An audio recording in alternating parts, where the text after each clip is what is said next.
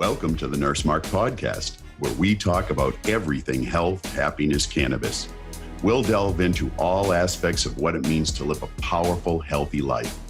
Everything from exercise to nutrition to mindfulness, and how to use cannabis as a means to alleviate some of the most common health issues we face. My motivation and passion come from the fact that I personally had to explore all these areas to deal with lifelong depression and mood disorder. For me, it's personal. So sit back, relax, and enjoy. Hey folks, welcome to this week's episode of the Nurse Mark Podcast with my guest, Viridiana Edwards. Now, V is one of my fellow classmates at the University of Maryland School of Pharmacy in the Master's in Medical Cannabis Science and Therapeutics program. She's also a U.S. Army veteran who was injured while serving in Afghanistan and came back and found that the pharmaceuticals that she was being prescribed actually made her feel worse. And she found cannabis, CBD specifically, to be really therapeutic.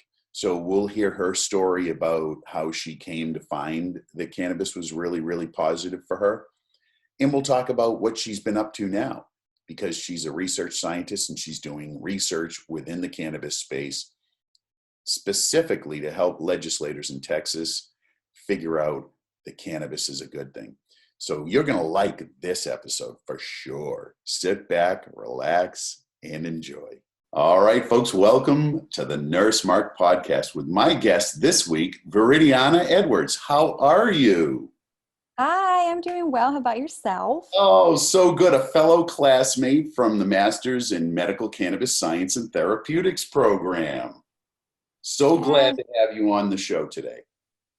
Thank you. I'm very excited. I'm very excited to be on your wonderful show. Well, I'm excited to have you here. We're going to have a great conversation because you've got a pretty varied background, and we're going to dive into that because it always fascinates me almost to a T. Everyone I meet who is involved in the cannabis sector has a backstory. Like they personally had an experience that kind of brought them to cannabis as a medicine. I have one, and almost everybody that I have really interviewed has one too. So what's your backstory? Let's talk about that.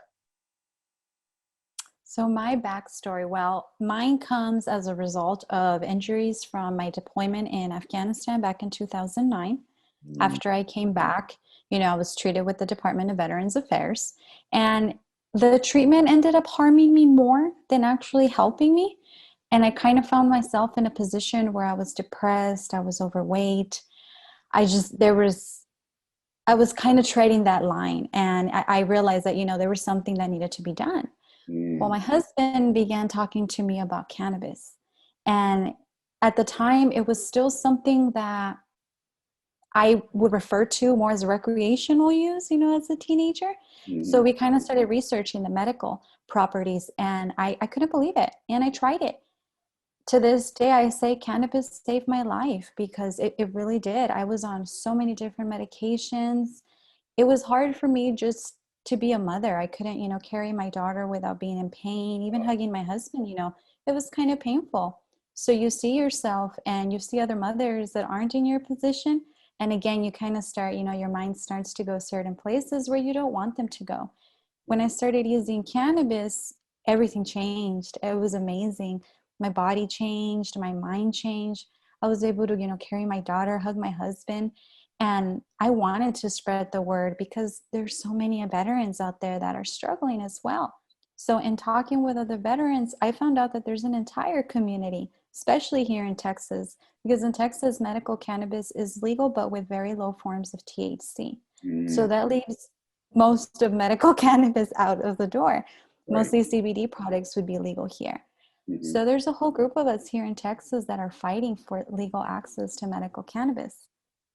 And is that what drove you toward the master's in, program at University of Maryland? Is that part of it, to be able to have that background and knowledge and I guess legitimize your voice? I know that's part of why I've done it, to legitimize my voice as someone who has experience and knowledge in this industry, because it's going to be a fight, right? We still have all of that stigma attached to cannabis, even though it's everywhere in media now, and you can't pick up any magazine without having some article about cannabis in it as Yeah, something positive, right? So definitely. is that something that kind of drove you towards getting that education? Yes, back with my first master's degree, I actually conducted a study, a national study, to see why veterans were turning to medical cannabis to begin with. And Texas turned out to be my largest respondent, 74%. And that kind of, the researcher in me, of course, wanted to know more. This program allows me to continue researching. And currently, I'm researching the entire state of Texas with the Foundation for Informed Texas. And the studies for the results for this study will actually be shared with legislators for the November session. We're looking to expand our medical cannabis program. And in order to do that, we need to have our legislators have the correct information. We need to educate them. This program allows me to conduct studies and provide this information to our legislators so they can make informed, educated decisions about medical cannabis access. And I couldn't agree with you more. It has to be based on the science, and that's what has been lacking in this country, of course, because of the federal illegality, and it kind of has stopped all research. But yeah, they need to make it as comfortable as possible for them to make an informed decision, right? That's the intent. Talk to me about this study that you put together, because I know you were just featured in one of your local newspapers. Tell me, what are you doing? What are you studying? Thank you. I basically want to know where Texans are receiving their medical cannabis from. Now, we have Texans that are using out-of-state programs. As a matter of fact, 19% of my respondents said that they're using medical cannabis from an out-of-state program.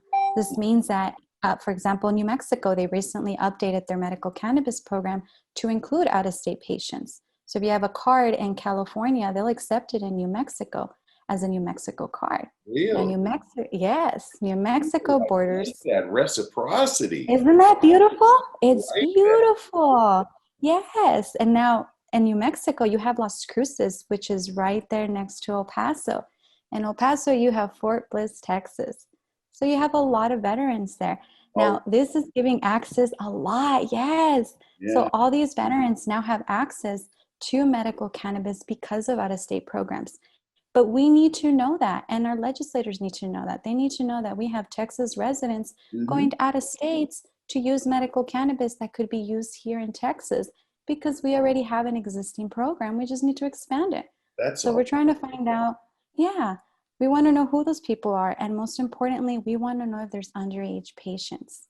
Mm, So far, we do. We have children between the ages of 1 and 6 that are using the illicit market to get their medication because they're not on the qualified list. right. Yeah, they're not on the qualified list. And Mhm. yet it's very easy for a pediatrician or a physician to prescribe them Adderall for ADD, which is a horrible medication. Having experienced Horrible. that Mhm. myself, they have access to all these other medications. They have no problem prescribing them in that format. Yet still, cannabis has this negative connotation or stigma attached to any type of use with anybody under the age of 18. And Yeah, it's again, horrible. because of lack of research, right? A lack of research. And one thing that I like to tell a lot of people is that cannabis has more compounds than just THC that do not have a psychoactive effect. You know as well as I The do, we have majority of them don't have CBD, a psychoactive. CBG, terpenes. Yeah, Exactly. It is literally just THC so far that we've seen that right. creates that psychoactive effect. It's not the Mhm. terpenes. The terpenes are the smell. It's not the CBD. It's not the CBG. So that's something that, I like to inform people is that, hey, it's just one compound so far that gives you that effect. So let's give the whole plant a chance. Right, right. Because the rest of the plant has very, very many applications in the medical space. All of those other Down to the minor roots. cannabinoids that you just mentioned, the CBGs and the CBDA and even THCA, a very Yeah. powerful anti-inflammatory in and of itself and non-intoxicating. Nope. I see our role as really primarily educators, right? That's what we're here to tell people. here's the real deal. Okay, here's the research that's been done. Here's what we know, and here's what you can expect. So it's not this horrible, hugely addictive, awful drug. Although still it sits on Schedule 1 in the federal government, which is crazy. Yes, it's so crazy, but we have that vote this month, and this is the first time they've ever voted entirely as a group to remove it from the substance list. So We're moving in the right direction. we definitely are. We really are. And I hope we do, because there's so many people, not just veterans like myself and yourself, but civilians. And as my survey has shown, even children. There's no reason why anybody with medical problems in the United States should be struggling to receive medication, especially if it's something that grows. Yeah, something that we personally be safe and effective, right? Exactly. And I just did a little bit of market research for a business plan that I'm writing for our new endeavor. And 50 million people suffer from chronic pain. 19 to 20 million of them, it affects their daily living, right? You were an example of it. You couldn't pick up your child. You couldn't hug your husband. That has a huge effect on how you feel as a person, right? Yeah. So it affected your daily living. There are 20 million other Americans out there, not even veterans, just 20 million civilians, as you say, who are experiencing this, right? Cannabis can effectively help them. But we still have all of these issues of legality that still hold back. I think the biggest issue, I don't know if you agree with me, is that it's holding back on real research that needs to be done. 100%. There's so many barriers simply because of the legality, and it just can't be agreed upon the federal, the federal legality of it. If it were to be federally legal, so much research would just be able to be done. How many compounds does cannabis have? Still to this day, we still don't know, because every time we research it, a new compound comes out. Right. So we need those barriers to be removed so we can really, really, keep pulling back those layers and really find out what is this plant capable of, because so far, down to its roots, it has medicinal properties. It's amazing. I know. Yes. And for you as a researcher, it must just be exciting to think, man, once they get this legality issue straightened out, the research that can be done. Just all of the research. Yeah. Even if you think it down to genetics, genetics, which strains would be better for you? Just like we do for medications and pain management clinics, where they're able to do a test and see which medications your body would respond best to. There's so much that we can do with cannabis as well, similar to the pharmaceutical industry. Yeah. I sat in on a webinar a month or two ago that Cannex, a global cannabis leader, had sponsored, and it was about genetic testing. There was a physician from Brazil who has established a company to do genetic testing at a very deep level to try to do just that, what you said, which is figure out which compounds in strains, chemovars, are going to be the best for you to utilize for different disease states. So it was really fascinating, the level that we can get to. And it really is true. There was another story from another live seminar that I had attended, where the physician described how he had treated an autistic teenager who had been very combative and abusive to his mother and family members, got him on a particular strain of cannabis, and it worked perfectly. Decreased all his aggression, gave him a great quality of life. He was able to stay in the home. And then the company that had grown that strain somehow had an issue with a crop.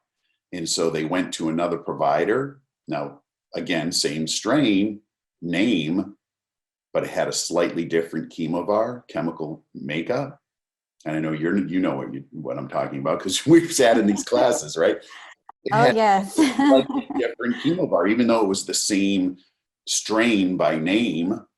It was different in that teenager, when he was switched to that product, the aggression returned and he assaulted his mother and she ended up in the hospital and he was removed until that original manufacturer could grow that next crop of that particular exact chemo bar.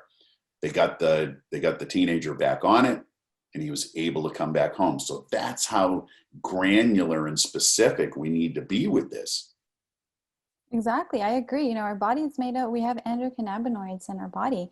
We need to find out which endocannabinoids are going to respond to which strains because the strains are going to speak to the endocannabinoids. And if they can't speak the same language, just maybe, you know, kind of like when Italians and people from Mexico try to speak, there's some similar words, but you're still missing the idea. So there may be some similarities, but not the big, you know, relief that you're looking for.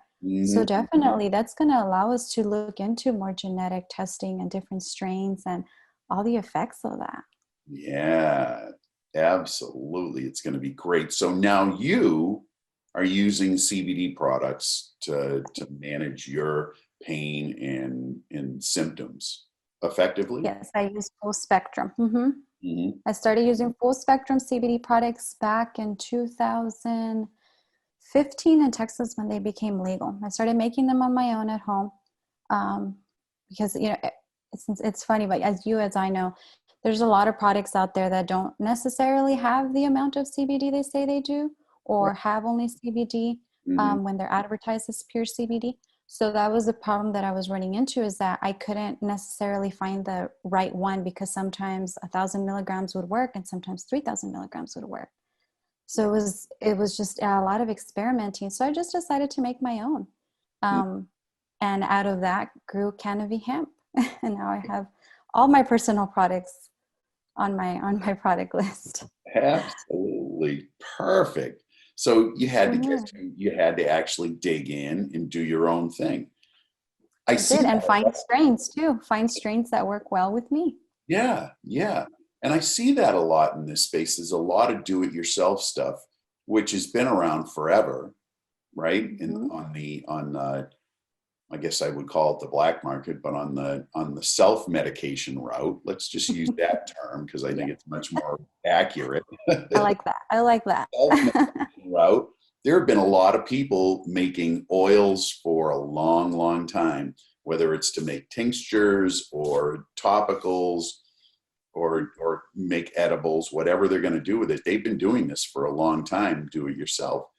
And I see a lot of that stuff. And I think that, you know, here in Massachusetts, well, I'm in Florida right now, but in Massachusetts, where I'm from, as a citizen, you can grow 6 straight up cannabis plants because it's a recreational market as well, right?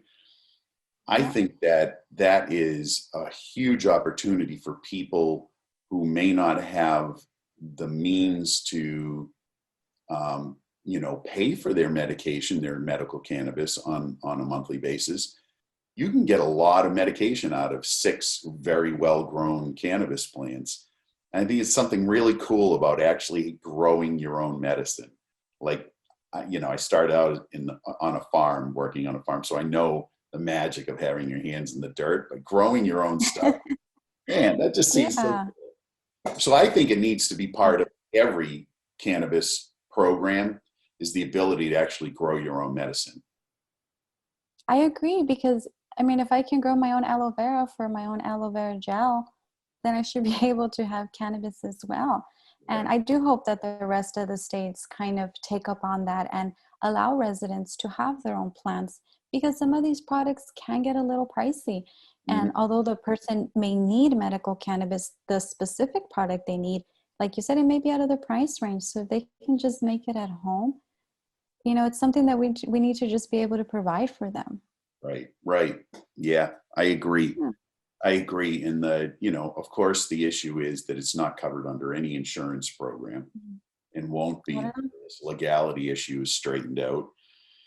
And even then it's going to be a battle because there's a lot of money being made at the moment. And, you know, There is. change the whole nature of the industry once insurance starts to compensate, comp people for it.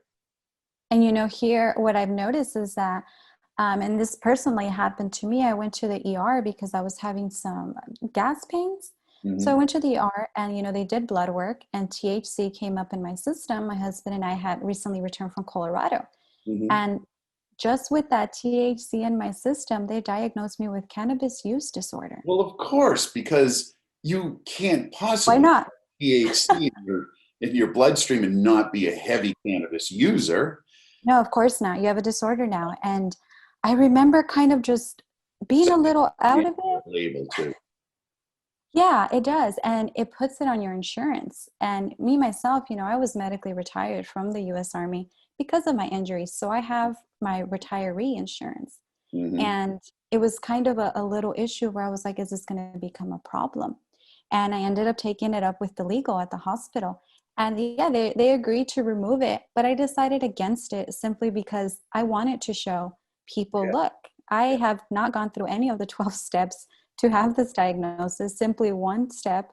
And actually, I don't even believe, the positive blood work is one of the steps. But you have to have continued positive blood work after continued failed attempts to quit cannabis. And you have to have gone through therapy, but they're not really following that. So yeah, I was diagnosed with cannabis use disorder. I was like, well, that's... So that means that if you take your benzodiazepines as prescribed by your prescribing physician, then you are a benzodiazepine addict, and you should probably see about getting off of those, right? Because same as cannabis use disorder, if you have any in your bloodstream, by God, you're probably abusing them. It's ridiculous. You have a disorder. It's ridiculous. It absolutely is. It's not, and it's just not there's no accurate way for physicians to really put anything else other than that in. I'll give you an example. Here's another example.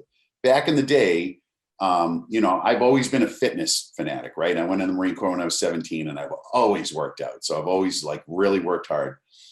I went to a regular routine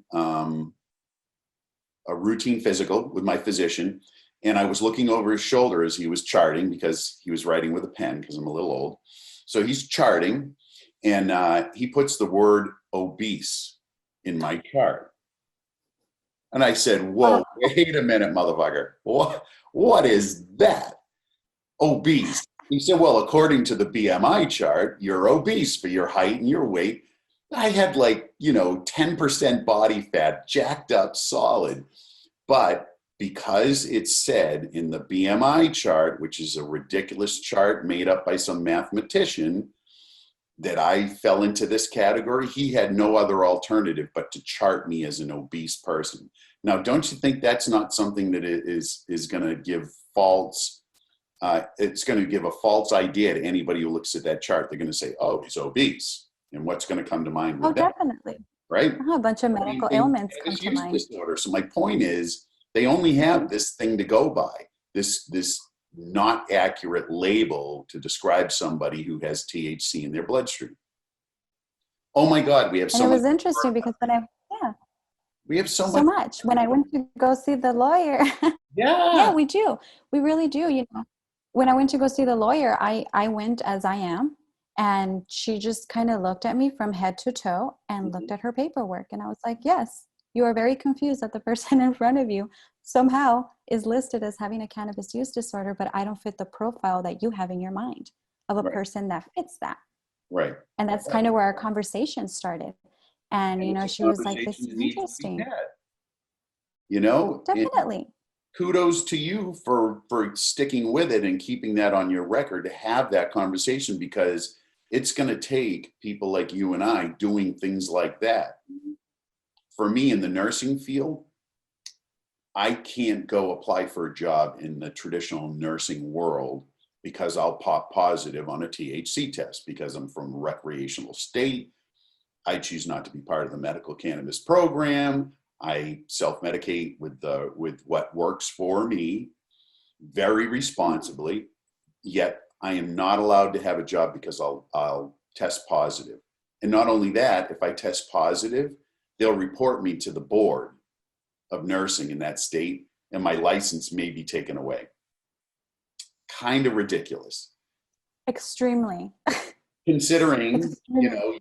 our population, the veteran population, absolutely would benefit from cannabis, CBD, the non-intoxicating portion, right? Would benefit even in regular duty because of what we're being asked to do, right? Our role within the world is one that is very toxic to the human being, very stressful. We should be able to use cannabis. Same thing in the nursing and healthcare communities. We're under a lot of stress and pressure. CBD would be, with the legal amount of THC, very positive. The law enforcement community, huge stressful situations. I can't tell you the number of police officers specifically that I know reach retirement, and within a month they've killed themselves because of the stress and pressure of that job, and then they're done with it and there's nothing left for them to do but that. Where cannabis would be a huge, huge help to get them through that period of time. Anyway, I'm hugely passionate about all three of those areas. No, go on. Yeah, cannabis. definitely. Really, come on, it's kind of ridiculous that they aren't able to do it. Yeah, It is, especially when these people are serving our community. I personally would prefer my nurse and my doctor to be using CBD or cannabis to make sure that they're in the right state of mind to treat me, because I'm not the only patient they've seen. I'm not the only one whose medical problems they've taken on. They have hundreds and sometimes thousands of patients that they're seeing. And, that requires a lot from the mind and a lot from the heart. Sometimes you hear often in the medical community how the older the physicians get and the nurses, they kind of start to get cranky and things like that. In some cases, yeah. And we can so easily avoid that by letting them not get burned out and, kind of covering their candle a little bit so that it doesn't, burn out, because we need to help them. Without nurses, without doctors, without law enforcement, without veterans, we're putting the nation at risk. So we need to protect our nation. And a lot of people, they hear cannabis, especially, for example, in the Latino community, they hear marijuana and all sorts of negative connotations come to mind. So I like to stick to cannabis when it, saying the word and the term cannabis when it comes to. I do too. I think that the medical marijuana program should be changed to medical cannabis program, because that word itself, that word marijuana, has been so negatively marketed by the government for so very long. I don't think there's a way that you can remove that stigma completely unless you have, generations of people who have positive marketing towards it. Even then, I think that it's hard to remove stigma just from that word. So I think you're right. I think we need to call it what it is, and that's cannabis. That is the scientific name for it. So why not call it what it is? We need to. And, a funny story, my mother, I had, she saw the difference in me when I started using cannabis. She was so happy, and I told her about it, and I was like, yeah, Mom, cannabis is this, it's wonderful, it's this, it's that. I spoke it up. She was in love with it. She would talk about it to all her friends. One day my aunt came from Mexico and she was having some sciatica pain. So I was telling her about the dermal patches, and she was like, well, what's cannabis? She asked me in Spanish. So I was like, oh, it's marijuana. My mom turned around and I thought she was going to chop my head off. She was like, you're using what? And I was like, you see that? And I was like, in a split second, you changed your mind about that beautiful plant just because of the word. And I was like, yeah, that's how you know it. You knew it as it's for the depraved, reefer madness, save the children. But when you say cannabis, you think of, the botanical, you think of the scientific. So yeah, I agree. We need to remove marijuana and we need to put medical cannabis programs, because that's what's going to change the mind of the entire, nation, and even beyond that, just by switching the word from cannabis to marijuana. Right. From marijuana to cannabis. Yeah. Right. Agreed. Yeah. And still all the states roll out a medical marijuana program. They all call it that. They really do. And it's just, I don't get it. It's kind of a slap in the face, because it's almost like they're telling you in quotations, medical marijuana. But when, when you say cannabis, their ears are up because they're like, well, what is that? Right. So it's different. Yeah, it's interesting. So yeah, throughout my study, I refer to it as cannabis. And when I write my report to the legislators, I'll refer to it as cannabis. Several Texas legislators have referred to it as marijuana. So I understand why they still have a certain mindset when they speak of it, if you're speaking about it in the term marijuana. A long history of all that negative connotation assigned to it. None of it scientific based, most of it racist based. So, we know having studied that history in depth, just how ridiculous it is that we still aren't at a place where it's legal across the country. But it will be. The cat's out of the bag. It's inevitable. It may take another cycle of old white politicians being phased out. Just gonna call it as it is. Old white politicians. And you know what? Politicians who really have no business making a judgment on something they don't know anything about. Definitely. And we got to help them in our case. We have the education, and if they'll listen, because that's the other problem. Are they willing to listen? So when they're willing to listen, it's good that they have people like you and I that are educated, and we're going to, share this information with them, because it's only going to help them if it helps us. Absolutely. Yeah, it'll help somebody that they love. I mean, in so many different areas of life, even at end of life, Even at the end of life, I recently did a podcast about, cannabis and end of life, and it's hugely beneficial at end of life. So it is. And we've seen in geriatric numbers that their use has gone up. Yeah. Oh yeah.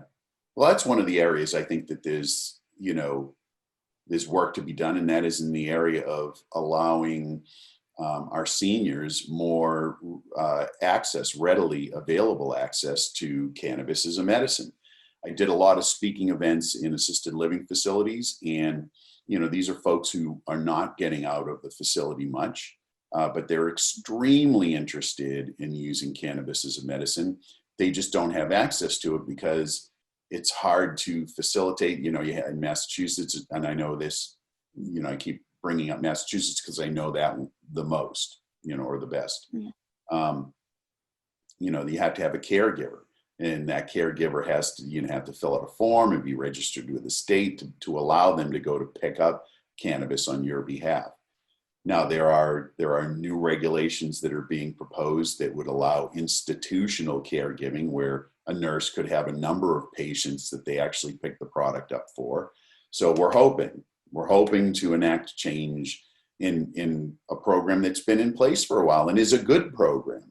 There are just these little nuances that would make it so much better for, people who really could use this as a medicine. The older population, say 65 and above, they could really benefit from it. Yeah. And I think that's another thing, is that we do have to give our states a chance. Texas started with just allowing CBD. And then after that, they allowed medical cannabis with a limited amount of conditions and, very low amounts of THC. A couple of years later, they expanded that list of qualifying conditions. And now there's another vote in November. So I think a lot of things that we need to keep in mind is, have your states taken any steps whatsoever?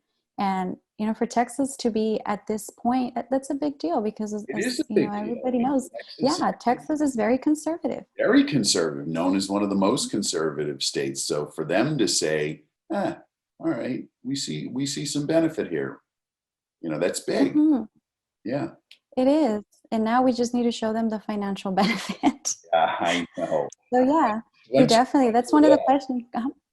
Yeah, definitely. That's one of the questions that I included, is how much are you spending out of state and on the illegal market buying this cannabis? And how often are you spending it? That is going to be powerful stuff. So we have your study. How long?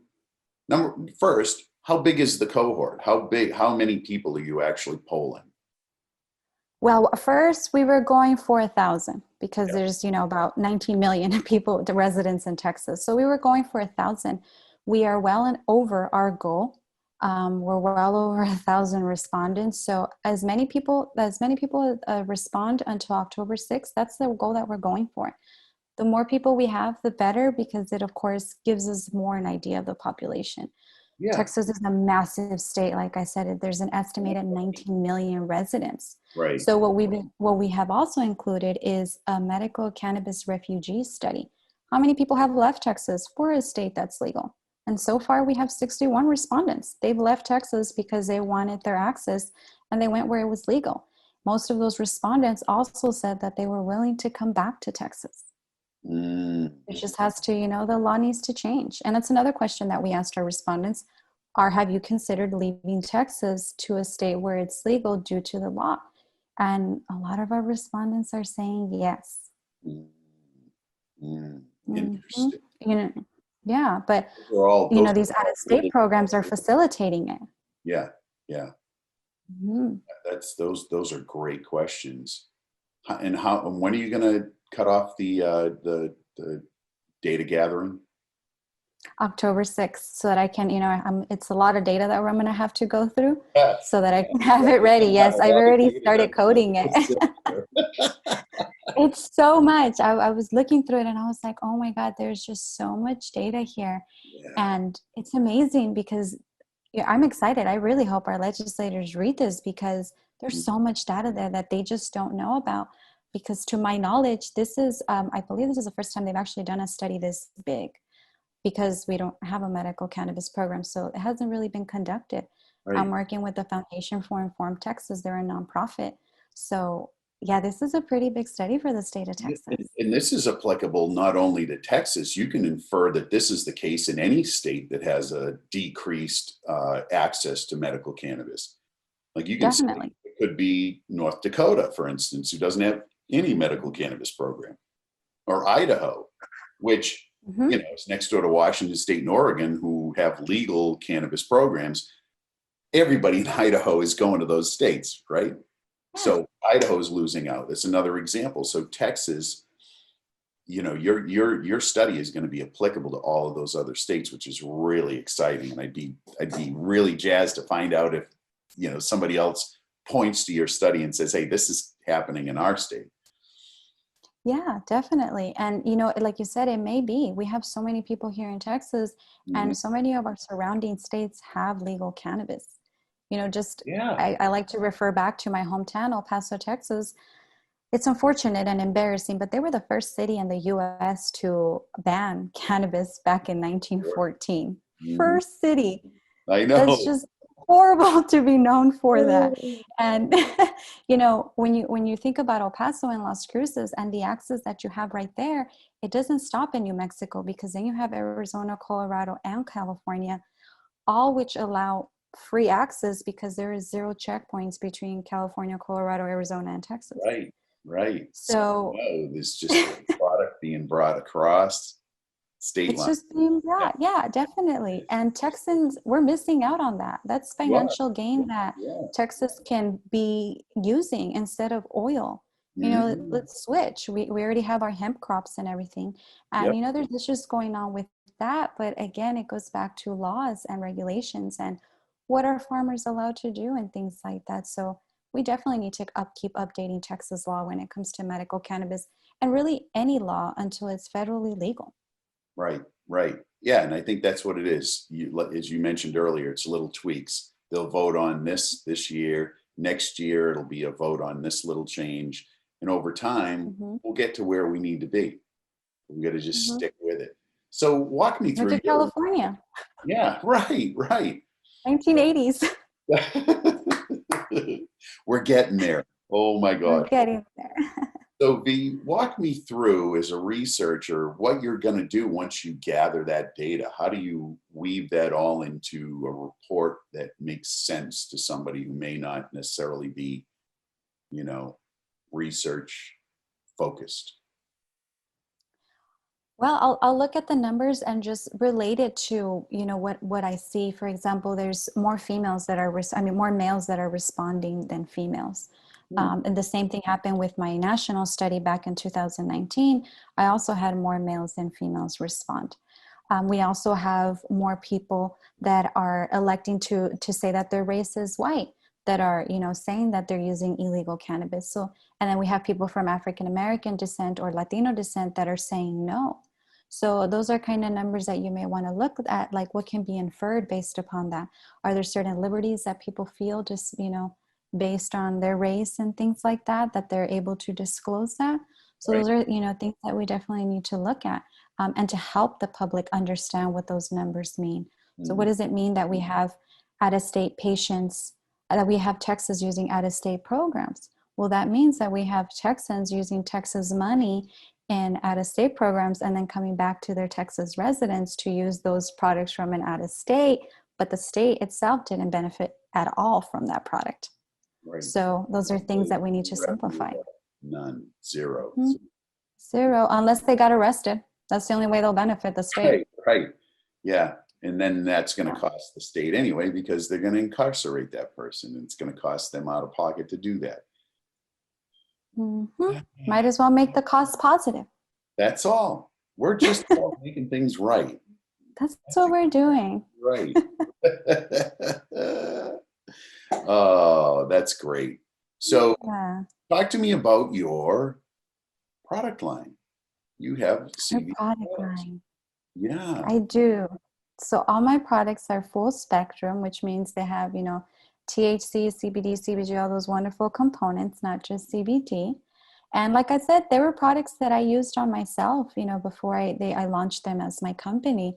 And it started with my beautiful olive oil. And, you know, with the olive oil, I would cook with it. I would, you know, rub it on my back, on my neck, just different places. But what I like best of it is that it's topical and it's edible. So with that, I started seeing that there were some days that I just needed a lot more, you know, I needed more help from my olive oil than I did on other days. Mm-hmm. So I started making it in a very concentrated form. And I started using olive oil as a carrier oil, just because I don't like MCT oil. So I like the benefits of olive oil, and I started making it in a more concentrated form for sublingual drops. Mm-hmm. And it's the same formula. It's just in a tinier bottle, and it's more concentrated for the days that, you know, the bigger bottle is just not doing it for me. And then, of course, you know, my sugar, I would just, every morning I have sugar in my coffee. I shouldn't be saying this, but about 3 cups of coffee a day, especially with online learning. You're morning is so long. I really should quit, and I have many times in the past, but I have at least 3 cups. Mm-hmm. It's just so delicious. It's not even about what it does. It is delicious. I'll admit, it's the caffeine. Yes, and they come up, yeah. God, I love it. I do. I love it. You know, so I use my coffee and my honey, and it's just, you know, it's products that they're very simple, and I make them here at home. I use my own little machine, and I love my little machine. It's my little buddy. It's my little R2D2. Just does wonderful things. But yeah, it's things that I do here at home. They're all bottled by me, even my labels, you know, everything is done here at home. And I usually stick with farmers markets and online market, you know, being here in San Antonio, because, you know, Texas. So it's just safer to do that. But yeah, I pretty much, all these are products that I used and I make on my own. I love them, especially the olive oil. I used to just literally just pour it on my head for migraines. I don't know if you've ever helped anybody, but with the Botox for migraines, it's horrible. I used to get about 31 to 42 injections between my neck, shoulders, and cranium and forehead. Wow. Yeah. And just in it and of itself, it's a very anxious procedure to be getting injected that many times. Oh my God. Yes. So yeah, I started just rubbing in the olive oil, and it's been well over a year since I've had to go back to Botox treatment. It's beautiful if you don't want to age. I am not against it, but not 42 of them. No. Right, I know. That's a lot. And I do have friends that suffer from migraines and have tried Botox, and I have had some friends who have migraines who have utilized cannabis, and it's worked very nicely for them. Again, it's one of those things where they needed to work on, they needed to figure out what was going to work with them, you know, for them, whether it's THC and some CBD together to decrease that intoxication point in the THC. Whatever it was, they needed to work with it. So I think that's one of the things that you and I can attest to, and that is you got to keep at it. You got to keep trying, because you're going to figure out what's going to work for you. And I think if you work with somebody like you or I or another provider to kind of tweak that and get you to a point where you find what works for you, your life will change. Definitely. And we need to remember that every body is different. These books that, medical professionals are using, none of our bodies are in that textbook. That's just a drawing. Every body is different. So we're all going to react differently. Even with cannabis, there's one thing, that I do like to tell people is it may not work for you. Just like some pharmaceutical medication doesn't work for you. It may not work for you. It's not a cure-all, end-all for everybody. And it really is. Maybe like this, V. It may be that it doesn't work for you today, or it may work for you today, and 5 years from now, it stops working. It'll change. Because your receptors are going to change over time. Mm-hmm. And you're aging yourself. Everything changes. Everything changes. Everything changes. You're right. Yeah. You're right. Yeah. So, and again, with those barriers, we don't know until those barriers are removed. So we can research. Yeah, we don't know. We don't know. We don't. Yeah.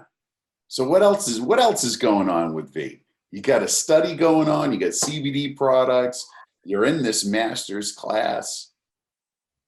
I'm excited. I'm only one of 3 Texans. That's exciting. Yes. I know it is. So it is amazing to be a part of the first cohort of 150 people to go through this program. And it's not without its trials and tribulations, because, it's a new program, and, they're taking feedback from us as we go, which they should. And so the program gets tweaked, but it's good to be part of the conversation. Yeah, it does. Just like any program, there's programs that they've had that program at schools for decades. So of course, if you just graduated from a program in psychology, this one might be a little bit different, because this is the first time it's ever been taught to this level. So we just have to give things a chance. And I think so far, they've given us some great information, and I'm excited with the things that we can do with our degrees, especially here in Texas, where the market is, still pretty new for some people. Just, having that knowledge, it's pretty exciting. They're arming us, to be ready to help these patients. Yeah, absolutely. This seems like a good time to take a break for the Nurse Mark Nugget. So hold on, folks. We're going to be right back. Hey guys, welcome to this week's Nurse Mark Nugget, brought to you by Soul Marketing, an amazing branding and marketing firm out of Austin, Texas, run by my good friend Deb Gabor. If you want to be the authority in your market, you should use Soul Marketing. You can find them at soulmarketing.com, solmarketing.com. This week's nugget is about El Paso, Texas. El Paso was the first city to ban cannabis in the United States in 1915, and it was based off of the murder of a police officer in 1913 in neighboring Ciudad Juarez, Mexico. While chasing an El Paso couple, a man killed a police officer. Now, the Chief Deputy Stanley Good of El Paso Sheriff's Department noted that anyone under the influence is devoid of fear and is as reckless of consequences or results. And he said that officers have been compelled to slay the fiend in order to save their own lives. And a large percentage of the crimes committed by men saturated with the drug, most Mexicans in this section are addicted to the habit. And it is a growing habit among Americans. You can see that it's the start of the racial profiling associated with cannabis. That was the beginning of what would become the Marijuana Tax Act of 1937. And now you know. All right, folks, welcome back. And V, we're going to wrap up at this point. Is there anything that you want to mention or talk about as we kind of wind down this awesome podcast session together? Definitely. Let's all remember that we need to call it cannabis, not marijuana. That's a big deal. You say marijuana, all sorts of negative things come to mind. You say cannabis and you think science. So we need to stick with saying cannabis. Another thing too, if there's any advocates in your state or in neighboring states, see how you can help them. There's many groups like the Texas Veterans for Medical Cannabis Access that are currently fighting to have cannabis access in Texas. There's no veteran that should be depending on an undependable black market for their medicine. We need to serve them better. Absolutely. There are a lot of veterans groups out there that are really, really looking into, changing things within the VA system to allow them to be able to use cannabis as a medicine. And why without being afraid. Anybody not be allowed to do that? Yes, it's you see your battle buddies in California using cannabis, and you're in Texas, and you're like, well, we both served in the same war. Right. So it's one of those where it should be a national access, because we're all, we all need it in one form, shape, or another. Think of the savings for the VA. I mean, the VA is the largest medical healthcare community in the country. Imagine the savings that they would have if they were able to utilize cannabis as a medicine. All of those so many savings that these guys and gals are on, that you said you are on multiple pharmaceuticals, and it just happens that way. You start one and then you have a side effect, and they say, oh, we'll put this one in play, put this one in play. And then pretty soon, you're on 10 medications. Like, what is going on? None of them treating what you're actually there for. They're all treating side effects. Yes. Right. Exactly. Right. Yeah, it's going to be financial savings, and it's going to save people's lives. It's going to save That's the bottom line. It's going to save people's lives. That stat, I think, is still accurate. There are 22 veterans a day who commit suicide. They could be helped by utilizing cannabis. I know for a fact they could be helped. I agree. Lives. I agree 100%. So V, how can people get a hold of you? Someone wants to get a hold of you. I'm going to have all of your information up on the show notes so people can go there. But if you want to mention it now, I'd love to have you mention. How could they get a hold of you? You can find me at CannaViHemp.com, both on Facebook and on Instagram, as well as my website. You can send me a little message on either platform, and I will respond. Of course you will. Absolutely. You're a rock star and you get it done. Thank you. Right. Thank you. All right, V. Thanks so much for being a guest on the Nurse Mark podcast. Loved our conversation, and good luck with everything that you're doing. Thank you so much. And hey, congratulations on your marriage, you wonderful man. Woo! You and your wife, you guys' story. It's an amazing love story. I had to say congratulations. Just amazing. It's a crazy love story. I can't imagine it rolling out any other way. See, the plant does bring people together. Cannabis love. That's right. That's right. All right, V, thanks so much. And that's a wrap, folks. Hey, guys, thanks for listening into this week's episode of the Nurse Mark podcast with my guest, Viridiana Edwards.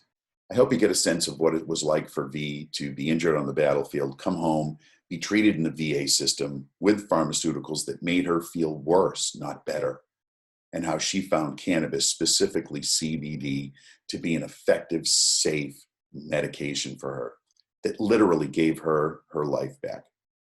And also what it's been like for her to be in the field as a research scientist, actually doing research that's going to help legislators understand that this is a safe and effective medicine for everybody.